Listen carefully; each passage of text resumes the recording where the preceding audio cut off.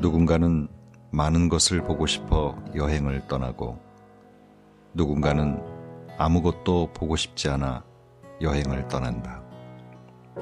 누군가는 어떤 일을 만나기 위해 여행을 떠나고 누군가는 어떤 일을 잊기 위해 여행을 떠난다. 책 읽는 다락방의 제이입니다. 오늘은 출판사 미오에서 펴낸 함께 다시 유럽이란 책을 소개해드리겠습니다. 이 책은 414일간 대중교통과 렌터카로 3대륙 21개국을 여행하면서 아내인 정민아 씨가 글을 쓰고 남편인 오재철 씨가 글과 사진을 찍어 담아 펴낸 신혼여행기입니다. 일반적인 관광 명소보다는 관광객들에게는 잘 알려지지 않은 아름다운 숨은 장소들을 주로 찾아 사진과 함께 소개하고 있다는 점이 신선하게 느껴지는 책입니다. 오늘은 이 책의 프롤로그와 인트로 그리고 몇 개의 에피소드를 골라 읽어드리겠습니다. 프롤로그. 시간 참 잘 간다. 400여일간의 긴 여행에서 돌아온 후 벌써 400여일이 지났다. 다시 돌아온 일상이 팍팍하게 느껴질 때면 우리는 즐거웠던 여행의 기억을 더듬으며 그 시간이 실존했음에 행복해하곤 했다. 그런데 분명 함께 다녀온 여행인데 서로의 기억은 조금씩 달랐다. 여행 내내 한시도 떨어져 있지 않았는데 말이다. 모나코를 떠올리면서 앤양은 아름다운 로맨스를 담고 있는 사랑의 도시로, 티구는 어릴 적 카레이서의 꿈을 실현시켜 주었던 희망의 도시로 기억을 하고 있었다. 그래, 서로의 다른 기억을 이야기해보자. 그것이 이 책을 쓰게 된 강한 동기였다. 사람들의 얼굴이 제각각인 것처럼 성격도 다르고 보고 싶은 것, 경험하고 싶은 것도 제각각 다르다. 또 그날그날의 기분이나 몸 상태에 따라서 여행지에서 받는 느낌과 감동도 각자 다른 게 어쩌면 당연하다. 하지만 우리는 누군가 좋았다고 흑찬하는 그곳에 대해 난 별로였다 말하기를 꺼린다. 남들과 다른 의견을 내고 다른 삶을 사는 것에 대한 두려움 때문이다. 모두가 똑같을 수 없고 똑같이 살 수 있다 해도 그게 진짜 행복은 아닌데 말이다. 우리 책이 지금 이 순간 떠나고 싶어하는 이들에게, 남들과 다른 자신의 길을 걸어가려는 이들에게 자그마한 응원과 격려가 되기를 바란다. 인트로, 꿈, 그리고 결심. 여행을 떠나기 전에도 다녀온 후에도 친구들은 묻습니다. 너희 돈 많구나. 이제 갓 30을 넘긴 제가 돈이 많으면 얼마나 많겠습니까? 재수 1년, 대학을 졸업한 후에도 1년 가까이 방황한 후에야 첫 월급을 탔습니다. 그것도 개고생의 박봉의 대행사 IT 업계에서 말입니다. 웹 기획자로 7년을 구르며 얻은 게 돈이라면 더할 나위 없이 좋겠지만 대신 전 아무 데서나 구를 수 있는 깡과 뻔뻔함을 얻었습니다. 티군요? 그의 삶도 만만치 않았죠. 형편이 어려운 집안의 삼형제 중 마지로 태어난 그는 어릴 적부터 스스로 사는 법을 터득해야만 했으니까요.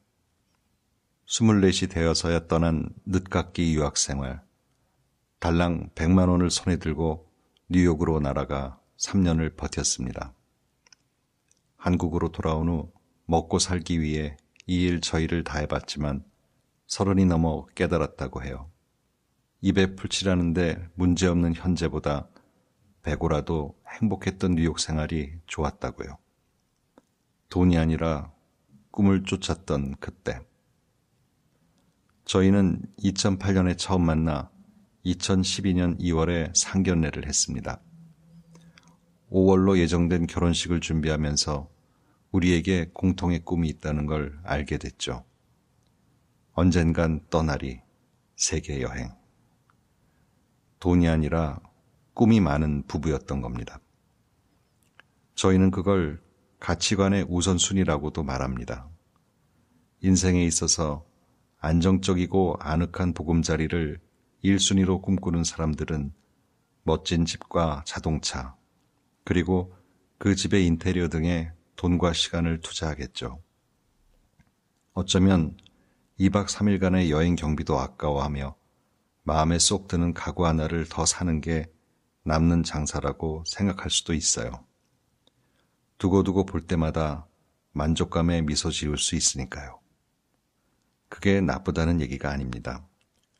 다만 저희 부부가 함께 꿈꾸는 꿈의 1순위는 좀 더 넓은 세계를 경험하고 싶은 마음이라는 걸 말하고 싶은 겁니다. 하지만 결혼은 집안 대 집안의 결합이라는 말이 있죠. 문제는 양쪽 부모님을 설득하는 일이었습니다. 결혼 후 1년 정도 세계 여행을 다녀오고 싶습니다. 몇 날 며칠 눈치를 살피고 한참 뜸을 들인 후에야 어렵게 꺼낸 말에 그래, 여행도 젊었을 때 해야 더 많이 보고 더 많이 느끼고 올 수 있지. 늙으면 걱정과 두려움만 커져서 더 가기 힘들어져. 결혼도 너희 사는데 필요한 것 위주로 간소하게 준비하려무나 라며 의외로 흔쾌히 허락해 주셨던 부모님들의 반응에 오히려 저희가 더 당황했더랬죠. 말도 안 된다며 역정을 내실 거라 생각했는데 말이에요. 어쩌면 저희 스스로도 미친 짓이라 생각했던 걸지도 몰라요. 그렇게 부모님의 응원과 격려에 힘입어 웨딩 촬영, 예단, 패백, 혼수는커녕 그 흔한 커플링 하나 없이 2012년 5월 20일 식장에 들어갔습니다. 식이 끝난 후 첫날 밤은 티군의 자취방에서, 그리고 그로부터 5개월 후 두렵고도 설레는 마음을 안고 세계로 첫 발을 내딛게 됩니다. 한국으로 돌아온 후 사람들이 모인 자리에서 가끔 우리의 여행 무용담을 늘어놓을 때가 있습니다. 남미를 여행하고 왔다고 하면 용기가 대단하다며 다들 놀라워하지만 그뿐입니다. 그러나 정작 유럽 여행 얘기를 풀어내면 눈을 더 반짝이며 빠져듣곤 합니다. 질문도 훨씬 많고요. 우리 이번에 유럽으로 신혼여행 갈 건데 어디를 가는 게 좋을까? 여름방학 때 아이들과 함께 유럽 여행을 갈 건데 계획 좀 세워줘. 유럽 어느 나라가 가장 좋았어? 등과 같이요. 아직은 멀고 멀게만 느껴지는 남미보다 언제고 한번 갈 수 있을 것 같은 유럽이 더 친근하게 와닿나 봐요. 그래서 이 책에는 조금 먼저 들려주고 싶은 유럽 여행에 대한 기록을 담았습니다. 저와 티군 둘 다 이번이 2번째 유럽 여행입니다. 서로를 알지 못했던 10년 전 각자 첫 유럽 여행을 다녀왔죠. 어쩌면 같은 시간에 로마의 트레비 분수 앞을 스쳐 지났을지도 모르겠네요. 어쨌든 다시 찾은 유럽에서 이전엔 보지 못했던 것들을 보고 느낄 수 있었습니다.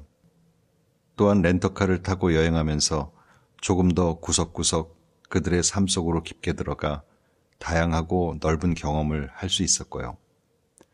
이 책에는 신혼여행지로 적합한 로맨틱한 여행지도 있고 아이들과 함께하기 좋은 여행지에 대한 이야기도 있습니다. 남들은 평생에 한번 다녀올까 말까 한 곳을 우리는 갔다 왔다는 자랑이 아닌 함께 공감하며 이야기할 수 있으면 좋겠다 생각했습니다. 물론 언젠가 말도 많고 탈도 많았던 남미 여행에 대해서도 허심탄회하게 이야기할 수 있는 날이 오면 좋겠네요. 저희는 말하고 싶어요. 마음만 먹으면 누구나 다 떠날 수 있다고. 단 인생의 가치관이 안정된 부와 명예가 아닌 조금은 흔들려도 괜찮은 자유와 도전에 있다면 말입니다. 누구도 밟지 않은 길, 그 이유만으로도 그곳을 걸을 만한 가치가 충분했다. 포르투갈 베나길. 존재하지 않는 곳으로의 여행. 마트에 가면 두 부류의 사람들이 있다. 한 부류는 늘 먹던 것, 늘 쓰던 것만 고집하는 반면 다른 한 부류는 두 눈을 희번떡거리며 매번 신제품을 찾아 집어든다. 우리는 절대적으로 후자에 속하는 사람들이다. 익숙함에서 느껴지는 편안함보다는 처음 보는 것, 알 수 없는 것, 새로운 것에 대한 동경과 설렘에 더 크게 반응한다. 세계 여행이라는 큰 결심을 하게 된 것도 일상에서는 보지 못하고 경험하지 못하는 것들에 대한 거부할 수 없는 갈망 때문이었다. 처음엔 모든 것이 새로웠다. 하지만 여행이 길어질수록 우리는 조금씩 고개를 갸웃거렸다. 어느새 가이드북에만 의존한 채 앞서간 여행자들의 길을 답습하는 과정을 반복하고 있었던 것이다. 그럴수록 아무도 가지 않은 길에 대한 열망은 더욱 커져만 갔다. 아무도 밟지 않은 새하얀 눈앞에 선 어린아이의 설렘을 다시 한번 느끼고 싶었다. 계획이 없던, 아니 이름조차 들어보지 못했던 베나길로 향하게 된 것은 우연히 보게 된 한 장의 사진 때문이었다. 상상 속에서나 있을 법한 반원형의 해식 동굴 안에는 금빛 모래사장이 펼쳐져 있고 동굴 천장의 한가운데 동그랗게 나 있는 커다란 구멍 사이로 조각난 하늘이 눈부셨다. 현실에는 존재하지 않을 것 같은 곳, 히든비치라는 이름 그대로 어느 바다 위에 숨겨진 신비로운 동굴 속 해변 사진이었다. 우리는 사진 속 그곳이 어딘지 알아내기 위해 한국의 유명 포털 사이트에서 온갖 방법을 동원해 검색했지만 아무런 정보도 찾을 수 없었다. 다행히 구글을 통해 조그마한 단서 하나를 얻었고 그 다음은 단 한 장의 사진에만 의존한 채 현지인들에게 물어 어렵사리 베나길 근처까지 도달할 수 있었다. 우리가 도착한 곳은 포르투갈의 작고 작은 해변 마을이었다. 사실 마을이라고 부르기조차 힘든 그냥 작은 해변가. 그곳이 바로 우리가 그토록 보고 싶었던 미지의 세상으로 가는 입구였다. 드넓은 바다를 끼고 있는 기암절벽 저 안쪽에 자리 잡은 진짜 목적지로 가기 위해 우리는 작은 고무보트에 몸을 실었다. 거친 파도와 싸우며 10여 분을 달려 도착한 곳에는 보고 있어도 믿을 수 없는 세상이 펼쳐져 있었다. 사실 마음 한구석에는 설마 실제로 있는 곳이겠어? 약간의 포토샵 작업을 거쳤겠지라는 의심이 살짝 있었는데 사진 속 모습 그대로 실존하는 동굴이라는 게 증명되자 말로는 표현할 수 없는 감동이 밀려들었다.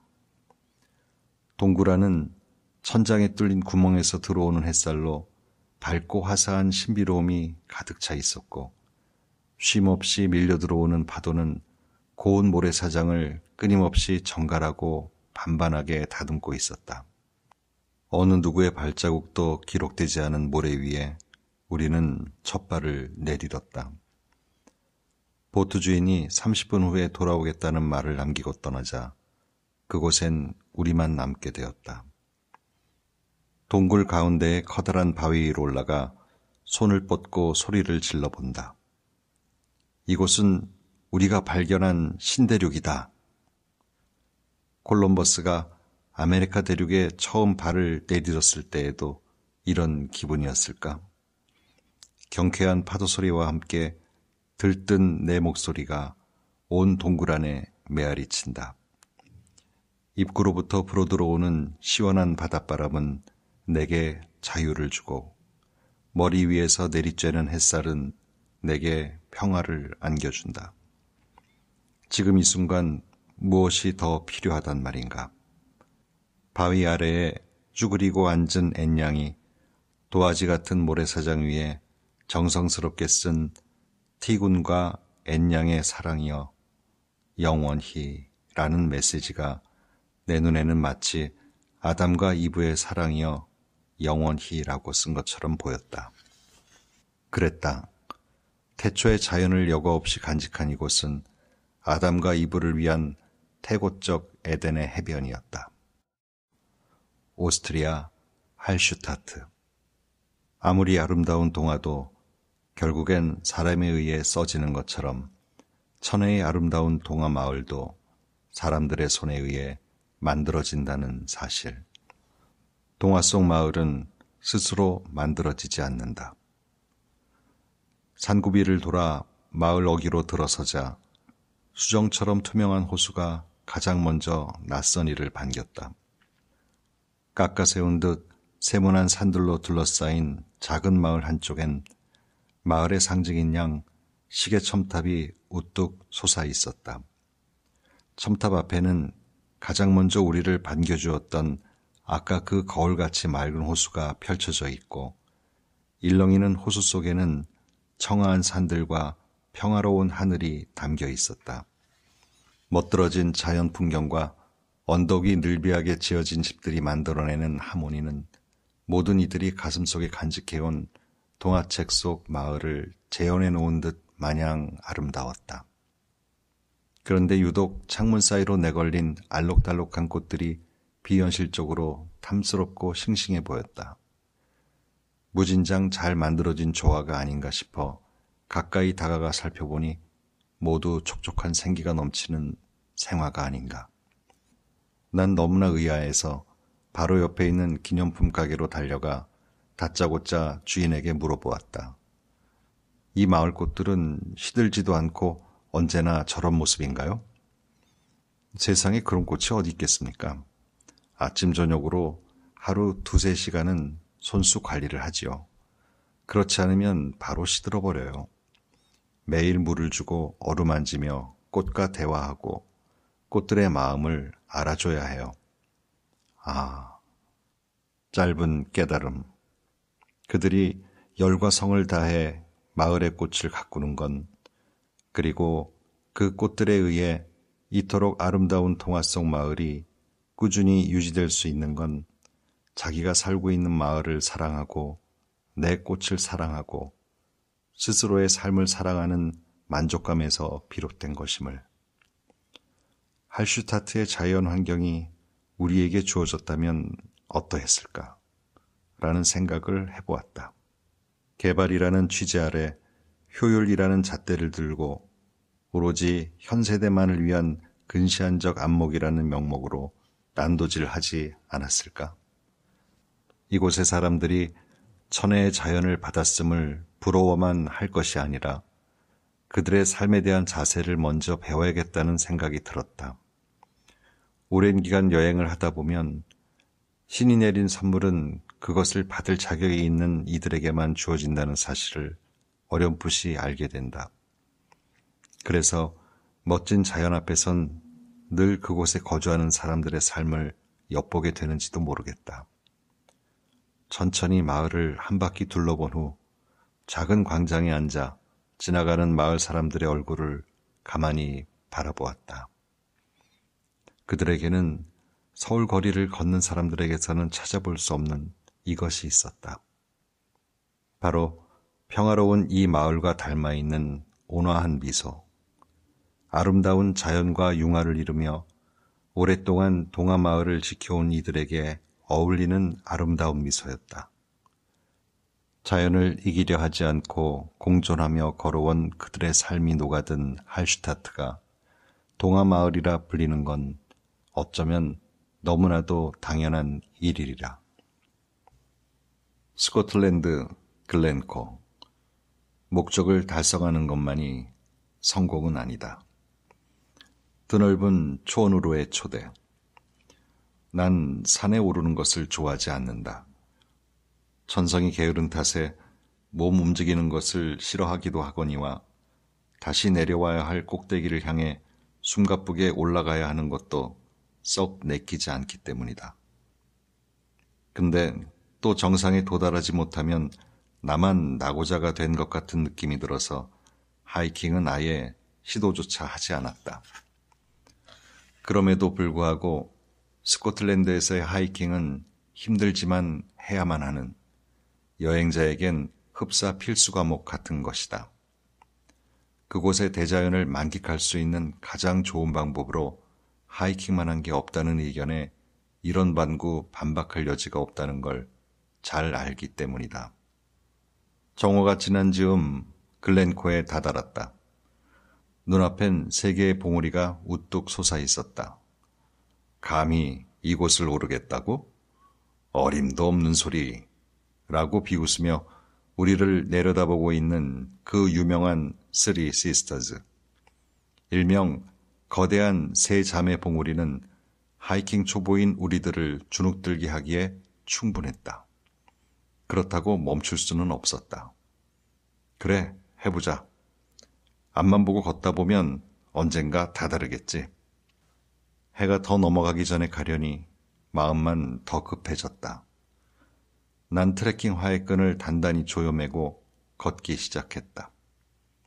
얼마나 지났을까? 오르고 또 올라 초원지대로 들어서고도 한참이 지났지만 당최 시간이 흐르고 있긴 한 건지 분간이 안 되기 시작했다. 워낙 망망한 풍경 탓에 걸어도 제자리인 것만 같았다. 산 입구에서 봤던 풍경들도 함께 걸어온 건지 주변은 여전히 그대로였다. 아차차. 앞만 보고 무작정 덤벼든 하이킹.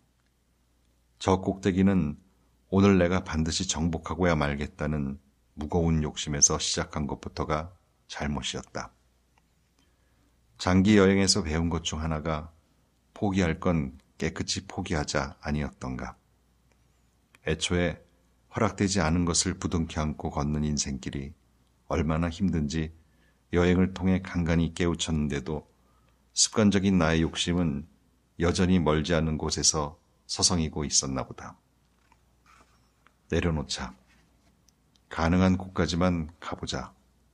라고 생각을 바꾸니 발걸음이 조금은 가벼워진 듯 했다. 앞으로만 고정되어 있던 시선을 옆으로 뒤로 돌리자 보이지 않던 것들이 보이기 시작했다. 그루터기에 자리 잡은 촉촉한 풀잎들도 그 위를 맴도는 작은 생명체들도 모두 대지를 함께 걷는 친구가 되었다. 잠시 숨을 고르기 위해 걸터앉은 바위 하나도 단순히 시간을 허비하고 돌아서는 공간이 아닌 내 채취가 남은 추억의 쉼터가 되었다. 아까부터 흩뿌리던 궂은 날씨 속 실비도 산행을 방해하는 회방꾼이라기보다는 자연의 다채로움을 알려주는 조물주의 모습으로 다가왔다. 오늘의 목표 지점은 우리의 발길이 멈추는 곳. 어쩌면 우리는 너무 앞만 보고 살아가는지도 모르겠다. 정해져 있는 인생의 목표를 향해 달려가는 길이 외롭고 고달픈데도 숙명인 양 그 길만을 고집한다. 빨리 간다고 해서, 멀리 간다고 해서 많은 것을 보는 것은 결코 아닐 텐데 뒤처질세라 앞을 향해 열심히 걷고 또 걷는다. 갈 수 있는 곳까지만 가보면 어떨까? 내일을 바라보기보다 오늘을 둘러보면 우리 삶이 좀 더 여유로워지지 않을까 생각해 본다. 카프리에 취하다. 카프리 섬에 취하다. 이탈리아 카프리 섬. 천국의 휴양지에서 보내는 하루. 고백한다. 나는 사실 맥주 맛을 모른다. 알코올이 조금이라도 몸에 들어갔다 하면 생긴 것답지 않게 몸 전체가 피가 나듯 벌게지는 탓에 세상의 모든 술이 나와는 상극이다. 스포츠 관람에는 역시 치맥이라는 말에 반기를 들며 치코를 외쳤고 누군가 그 비싼 위스키를 선물로 건네면 나도 모르게 인상을 찌푸리기 일쑤였다.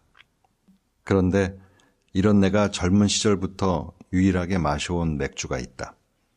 바로 눈으로 마시는 맥주 카프리다. 센스 있는 광고 카피답게 날씬하고 투명한 병에 담긴 황금색의 맥주는 나의 시선을 사로잡기에 충분했다. 애주가들은 다소 가볍고 묽은 농도인 카프리가 무슨 술이냐고 비웃겠지만 그게 뭐 어때서? 술이 약한 내가 기분 좋게 취할 수 있는 단 하나의 맥주인데, 카프리라는 상표명이 내가 향하고 있는 이 섬에서 유래된 것인지 아니면 단지 우연의 일치인지는 사실 잘 모르겠다. 그렇지만 그곳에 가면 내가 꿈꾸는 낙원의 모습을 볼 수 있을 것 같다는 막연한 기대감이 있었다. 카프리란 이름을 입속에서 되뇌는 것만으로도 기분 좋은 취기를 느끼는 것처럼. 카프리의 한낮은 눈부시게 화창했다. 전망대 아래엔 코발트색 바다가 펼쳐져 있었고 위로는 바다보다 더 푸르른 하늘이 끝도 없이 펼쳐져 있었다. 바다와 하늘이 맞닿은 맑고 청명한 푸른 공기 속에는 손바닥 위에라도 올려놓을 수 있을 만큼 작고 아름다운 천공의 섬들이 둥둥 떠 있었고 섬 사이사이를 메운 수백 척의 요트들은 마치 천공의 휴양지로 들어가는 티켓을 사기 위해 줄을 서 있는 것 같았다. 이것이 바로 천국의 입구구나. 수평선 너머 천국으로부터 내리쬐는 강렬한 햇살에 눈이 멀 것만 같지만 싫지 않은 기분이었다. 지그시 햇무리를 바라보다가 전망대의 난간에 기대어 절벽 아래로 눈길을 거두었다. 아찔한 해안절벽 사이로 난 좁은 산책길은 지중해 바다 위 천국의 문턱까지 이어져 있었다. 이제 푸른 동굴을 만나러 갈 시간이 되었다. 푸른 동굴로 들어가기 위해서는 다닥다닥 몸을 붙여 겨우 4명 정도 앉을 수 있는 나룻배를 이용해야만 했다. 동굴의 입구가 워낙 낮고 좁아서 큰 배로는 도저히 접근할 수 없기 때문이었다. 일행 모두가 포개진 채 완전히 눕다시피 상체를 뒤로 젖혀서야 미끄러지듯 동굴 입구를 통과할 수 있었다. 생각보다 넓은 동굴 안은 온통 황홀한 푸른빛으로 휘감겨 있었다. 푸른 반딧불이들이 어두운 동굴을 활개치고 날아다니듯 동굴 전체에 푸른빛이 감돌았다. 말 그대로 사방이 푸른 세상이었다. 여기저기서 뱃사공들의 노랫가락이 들려왔다. 단체로 부르는 오 솔레미오가 동굴 안에서 끊임없이 메아리가 되어 울려 퍼지자 주체할 수 없는 감동이 나를 푸른 바닷속으로 밀어넣었다. 동굴 안에서 수영을 즐기는 이는 나뿐만이 아니었다. 어느 누가 이 투명한 아름다움에 몸을 담그지 않고 버틸 수 있을까? 천국에 휴양지가 있다면 어떤 모습일까? 눈부시게 황홀한 푸른빛이 주위를 온통 휘감고 있지 않을까? 새하얀 구름 속엔 아기자기한 작은 섬들이 떠 있고 섬 사이사이로 푸른 반딧불이들이 끊임없이 날아다니리라. 강렬한 태양빛에 달콤하게 익은 상큼한 레몬 음료를 들이켜며 하늘빛을 닮은 바다를 하염없이 바라보고 있으리라. 단언컨대 지구상에서 천국의 휴양지를 가장 닮은 곳을 꼽으라면 누가 뭐래도 바로 카프리 섬이다. 스코틀랜드, 하일랜드. 일단 한번 출발하면 중간에 멈출 수 없는 세상 끝으로 달려가는 몽환의 대지. 그럼에도 불구하고 달리는 이유. 여행하는 동안 렌터카를 이용할 때마다 우린 자동차에 이름을 붙여주곤 했다. 그리고 그 이름을 부르는 순간 한낱 스쳐가는 빌린 차에 불과했던 녀석은 평생 잊지 못할 동료로 거듭났다. 첫 번째 녀석의 이름은 까슈였다. 특별한 의미가 있는 건 아니었고 그냥 프랑스에서 빌린 차라서 어쩐지 개구장이 프랑스 소년의 이름 같지 않은가. 프랑스를 시작으로 스페인, 포르투갈, 이탈리아, 오스트리아를 지나 80여일간의 즐거웠던 까슈와의 여행은 스위스에서 마침표를 찍었다. 비행기를 타고 스코틀랜드의 에른버러에 도착하여 두 번째 친구인 스캇을 만났다. 스코틀랜드의 앞 스펠링 4개를 따서 스캇이다. 영국의 멋쟁이 신사 이름 같아서 난 스캇이 아주 마음에 들었다. 스캇은 소형에서 중형 사이의 승용차였다. 늘 그래왔듯 우리는 차를 받자마자 어떻게 하면 최대한 편한 잠자리를 만들 수 있는지를 먼저 고민했다.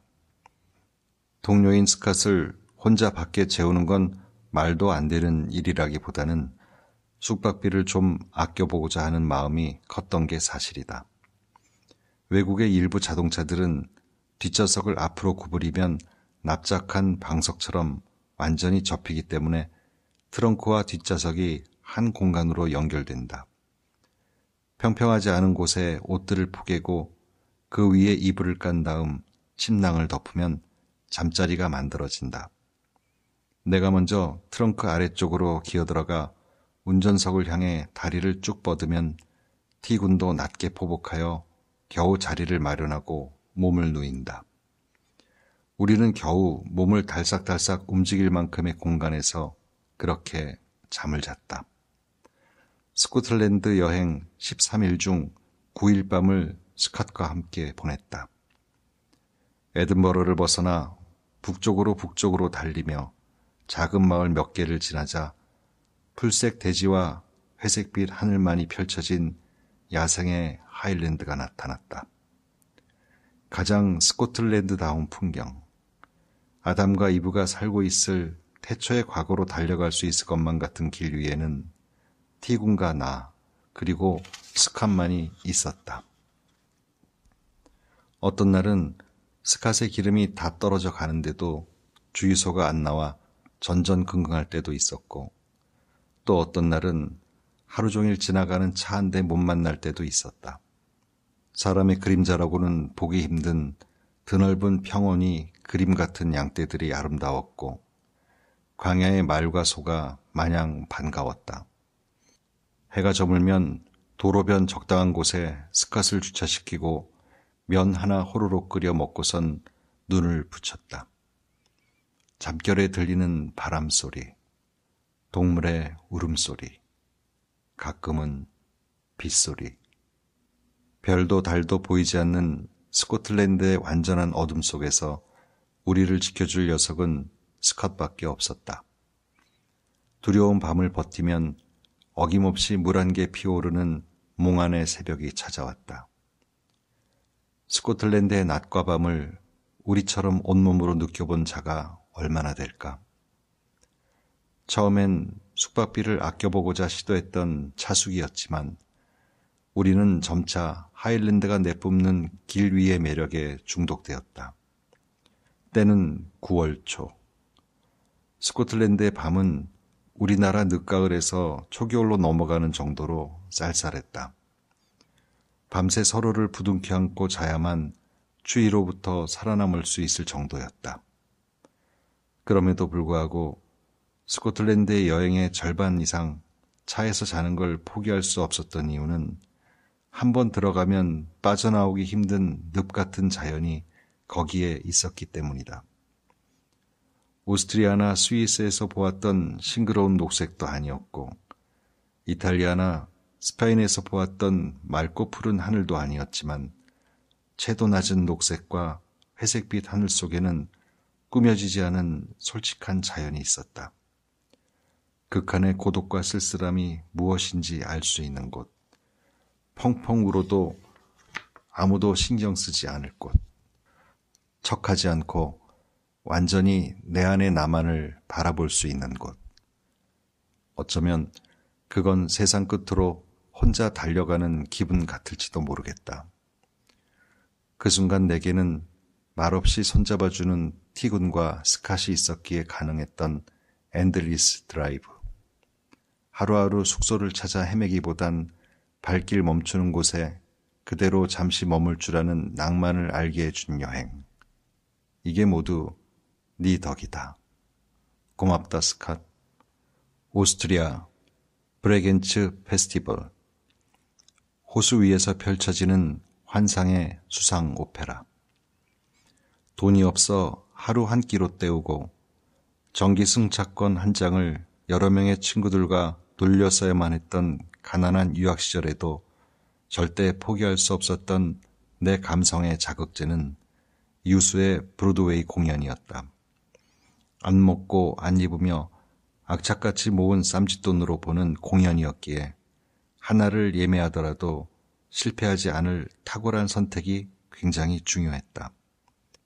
그래서 당시 공연을 보는 기준으로 삼았던 건 전통성과 규모, 몇십 년씩 이어져 내려와 이름만 들어도 알 수 있는 대형 공연들은 결코 날 실망시키는 법이 없었다.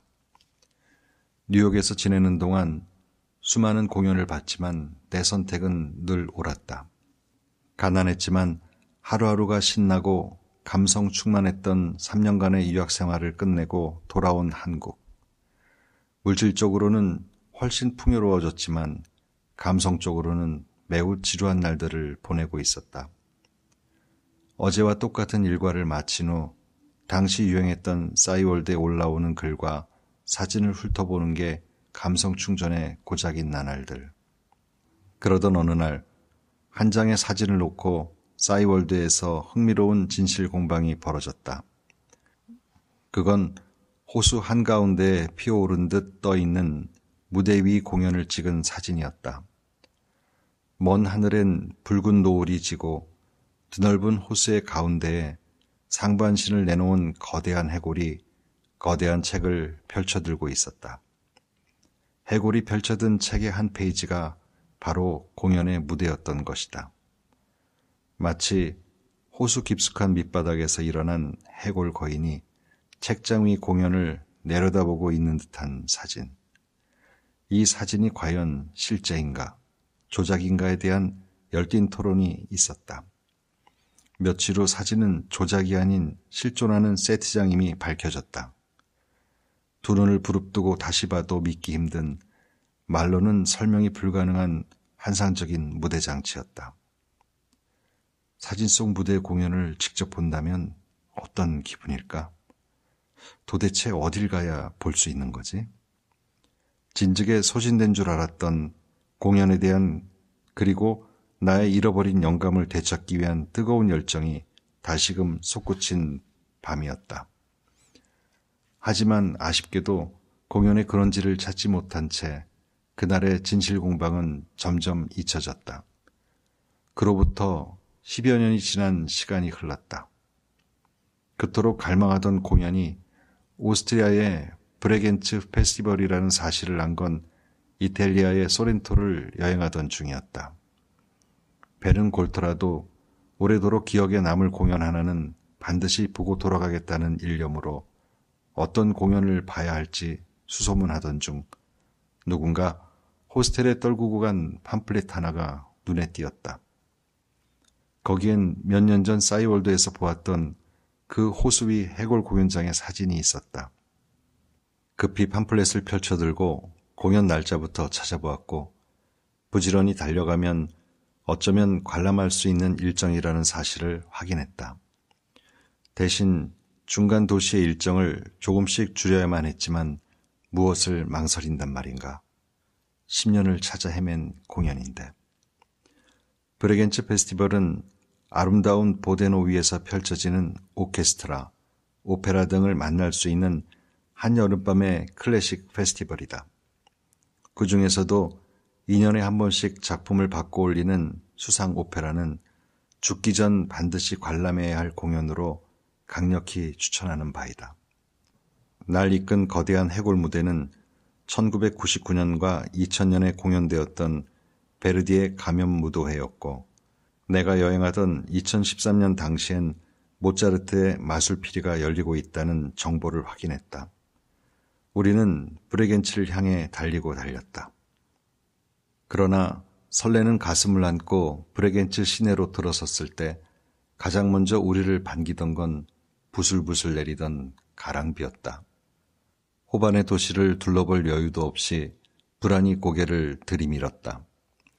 호수 위에서 펼쳐지는 야외 오페라인데 비 오면 취소되는 거 아니야? 다짜고짜 티켓 판매소로 달려가 공연 진행 여부를 물었다. 괜찮습니다. 공연이 시작될 무렵에는 갤 것으로 예측됩니다. 걱정 마세요. 브레겐츠 수상 오페라는 30년 동안 기상악화로 취소된 적이 단 한 번도 없습니다. 직원의 말을 믿고 싶었지만 공연 10분 전까지도 비는 계속 오락가락하고 있었다. 설마 그 30년의 기록을 깨는 날이 오늘은 아니겠지? 공연의 시작을 알리는 안내방송이 나오자 7천여 명에 달하는 관객들이 객석에 앉아 걱정스레 하늘을 쳐다보았다. 그때 무겁게 내려앉은 먹구름 사이로 서서히 비집고 나오는 한 줄기 빛. 그와 동시에 하늘은 순식간에 맑아졌다. 거짓말처럼 말끔히 갠 하늘엔 붉은 석양까지 내려앉았다. 나도 모르게 입이 귀밑까지 찢어졌다. 어두운 날씨에 짓눌려 있던 마음이 포기할 뻔한 기억 한 구석의 꿈이 찬란한 환희로 변한 것이다. 10년 전 사진 속에 놓여있던 한 뼘짜리 작은 무대가 이제는 나의 시야를 가득 채우고도 넘칠 만큼 커져 있다니. 다만 거대한 해골 대신 올해는 오페라 마술피리의 거대한 3마리 용들이 당장이라도 불을 뿜을 듯 강렬하게 호수 위에 서 있었다. 하늘은 이제 완전한 어둠으로 뒤덮였고 어둠 속에서 무대는 더욱 밝게 빛이 났다. 본격적인 공연이 시작되고 웅장하고도 섬세한 오케스트라 연주가 내 몸을 장악했을 때 너무나도 익숙한 노랫소리가 귀에 들어왔다. 밤의 아리아. 최고의 실력을 요하는 곡임을 알고 있다.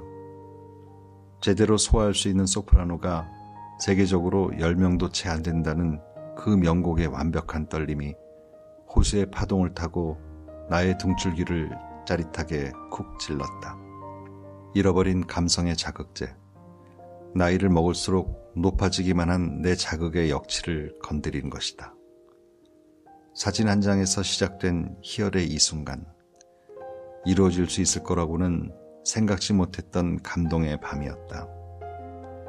유서 깊은 오페라 페스티벌답게 예술적으로 축적된 내공과 드넓은 호수 위에 거대한 무대를 안정적으로 구성해내는 검증된 기술력 등 이번에도 역시 나의 눈은, 나의 선택 기준은 틀리지 않았다.